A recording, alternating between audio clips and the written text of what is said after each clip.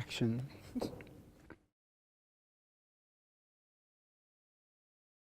The text that I've written about the river, which I've written several. So the Yarra River in Melbourne is my backyard. It's the waterway that runs through the city. So I'm very interested in its history, but also interested in it being protected environmentally, and to ensure that in the future, if things change as an outcome of climate change, that it is a river that still has its soul kept intact. The other piece that I really liked, I have a story called The Tern, which is about a bird, the Arctic tern. And I really liked that piece of writing because it was the one I was able to use in all of my visits to school children. So it was a way of connecting each of them to a common story, because it's a migratory bird.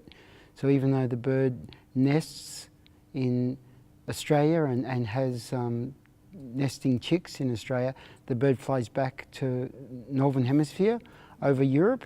So I was able to say to those kids, if water levels rise in Australia, that bird's journey will be dramatically affected, and you won't see that bird in your sky anymore. So the kids were able to understand that there's a strong connection between my home in Australia and their home in Europe. So those were the two most enjoyable.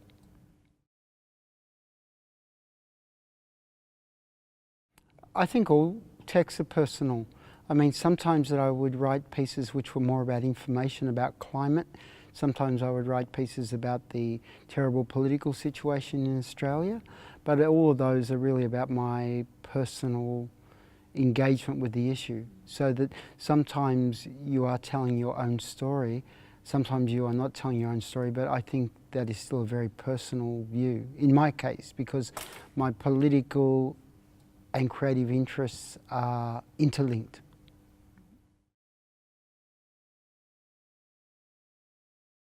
Oh, mostly two. Walking, so that whether I was in Australia or overseas, I did a lot of walking, taking photographs, doing a lot of observations, so that I think that a lot of my work comes from walking places and understanding the landscape. So that was really important. But I did decide with this project that I would do a lot more research, so that some of the material which is about climate change and the science, I thought it was very important that I do research that would make me feel confident that I could talk about the issue with some authority. So even though we're not scientists, we came in as creative workers, I think it's very important that we understand the issue, because otherwise you could look silly if you couldn't engage with the broader issue beyond the creative work. So for me, it was not a good idea to just think creatively alone. I had to have good information. So I did a lot of reading, a lot of articles, books, research papers, etc. Oh, it's pretty straightforward. You just want your readers to begin to think more about the issue. So even if they disagree with the text, so some of my texts were deliberately provocative, particularly in relationship to Australia and the Australian government. And I have a strong belief that we have a terrible government in relationship to climate change. Now, some people may think differently than that, and that's okay, but I would hope that by reading my texts, it would make them consider their position and have to provide a response. So that in Australia, there's a very strong sense of apathy that the government promotes. I actually think the government promotes a sense of apathy. The government doesn't want us to invest too much thinking in the issue. So that I would hope from all of my texts, it would get people thinking about the issue, and then possibly after thinking about the issue, considering what they might do themselves or how they might react.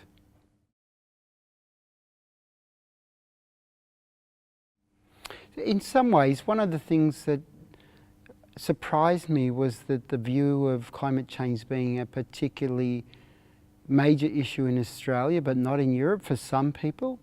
And so that every one of the writers, every kid I spoke to, or generally people knew a lot about Australia because of bushfires and because of floods and weather catastrophe. And they didn't, except in some circumstances, most of them didn't feel that that was a problem for where they live. But climate change is not about catastrophe. It is about a much more slow process of change that you may not notice every day, but over a long period of time it has a dramatic effect on you. Probably the biggest disappointment or the surprise I had when I was in Gdansk, I spoke to a group of postgraduate students, so university educated students, and they said that they wanted Poland to get warmer every year, 1 degree Celsius, so that they could have a beach umbrella and a deck chair and go and sit on the Baltic Sea. And I explained to them, if the temperature goes 1 degree Celsius every year, within 5 years there would be no polar ice cap and your beach chair will be underwater. So that they didn't seem to understand that effect of climate change in Northern Europe. Some people, and I think this is probably an important issue for a wider education campaign. And when we consider climate change, it will sneak up on people. They really said that? No, I just made it up. Of course they said it. I was really angry. These were university people.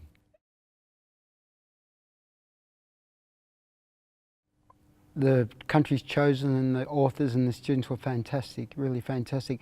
We really need to engage with the so-called third world, because in countries in the Pacific, in South America, in India, Pakistan, there are many countries where the people have a very small carbon footprint. They don't add a lot to the pollution in the atmosphere because of their lifestyle, but they will be affected more dramatically and more quickly than many other people.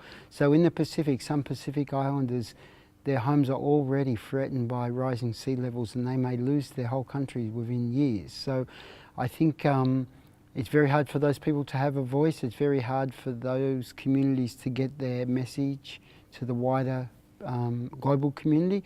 So I would like to work more with those sorts of communities. In my new position as a climate change researcher, one of the aspects of the work is to look at the way that Indigenous communities around the world are dealing with climate change. I think the Berlin Festival is very good for this, because it is not a highly commercialised festival. It is genuinely a festival of ideas. So I think that this festival, I really enjoy the seriousness of the discussion. So writers are not here just for entertainment. We're here to engage with an audience. So I've last year and this year, coming to this festival, I've been very impressed by the level of discussion, whether it be in sessions that you are doing, or whether it be in conversations with other writers, whether it be in conversation with just people you meet around the festival. I think it is a very good venue. In Australia, it's not the case so much, because the festivals are driven by publishing companies for book sales primarily. So we would never have, or it's unusual to have the depth of conversation that we've had here. I did climate change events at the Melbourne Festival this year, but they are not as well attended, and people want the big literary writers most of all. So no, I've been very impressed by the discussion here, and I'm sure people will take ideas away. When we did the event on Friday evening, afterwards several people came up to me who are working in climate change issues and gave me their contact details to keep the conversation going.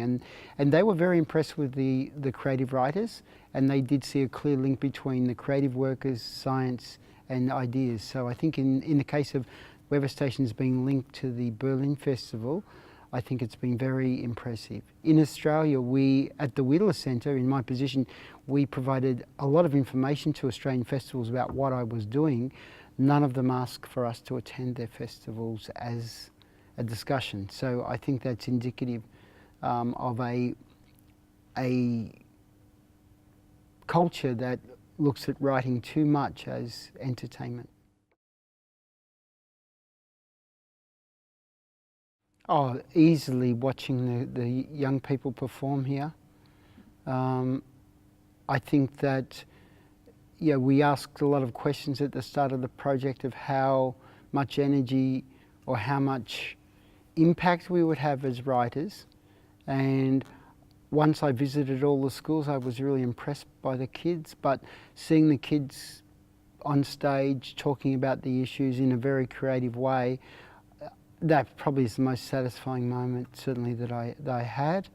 Secondly, though, would be that I've met a lot of people as part of the project, and some of those people I will imagine we will continue to have both creative, intellectual and social relationships. So I've met some very nice people who I imagine doing some creative work with in the future, but also people that you make friends with people who are sort of, you are in a way global citizens for this issue. So yeah, both of those really are about connection with people, so I've been really excited by that.